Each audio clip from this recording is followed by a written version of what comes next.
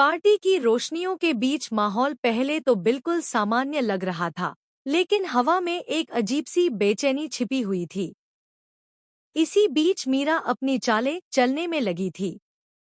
उसे जैसे ही पता चला कि आर्यवर्धन अनु से नाराज है, उसकी आंखों में चमक लौट आई। वह इस मौके को बिल्कुल हाथ से जाने देना नहीं चाहती थी। धीरे धीरे वह आर्यवर्धन के करीब आई और मीठी कड़वी बातों के जरिए उसके मन में जहर घोलने लगी। उसने ऐसे शब्द कहे कि आर्यवर्धन का दिल और भी कठोर होता गया। मीरा के हर वाक्य पर वह बिना सोचे समझे भरोसा करता गया और इतना नाराज हो गया कि उसने अनु की तरफ देखना तक बंद कर दिया। यह ठंडा व्यवहार अनु के दिल पर किसी खंजर की तरह लगा। उसे समझ नहीं आ रहा था कि अचानक ऐसा क्या हो गया कि आर्यवर्धन उससे इतना दूर क्यों चला गया। उसकी आंखों में मायूसी और मन में हजारों सवाल थे, लेकिन किस्मत को कुछ और ही मंजूर था। उसी रात एक ऐसा पल आया जब आर्यवर्धन की जान खतरे में पड़ गई। किसी के सोचने से पहले ही अनु खुद को जोखिम में डालकर उसे बचाने दौड़ पड़ी। उसने बिना अपनी परवाह किए आर्यवर्धन को सुरक्षित खींच लिया।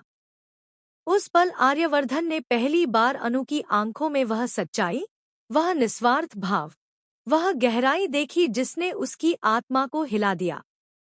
उसे अचानक एहसास हुआ कि वह कितना गलत था और मीरा ने उसे किस तरह भटकाया था।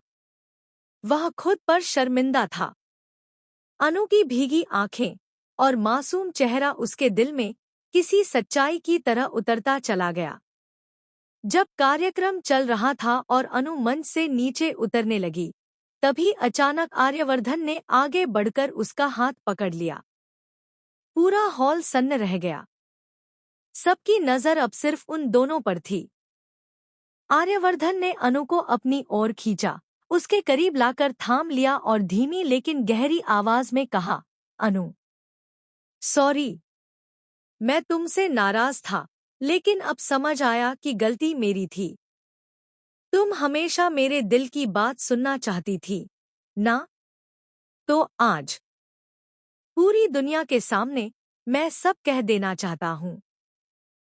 इसके बाद उसने धीमे धीमे अपनी दोनों बाहें फैलाईं, जैसे दुनिया की हर खुशी उसी पल में सिमट आई हो।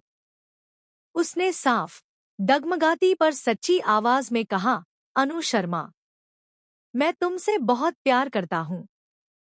तुम मेरी जिंदगी की सबसे खूबसूरत दुआ हो। क्या तुम पूरी जिंदगी मेरा साथ दोगी? क्या तुम मुझसे शादी करोगी? क्योंकि मैं तुम्हारे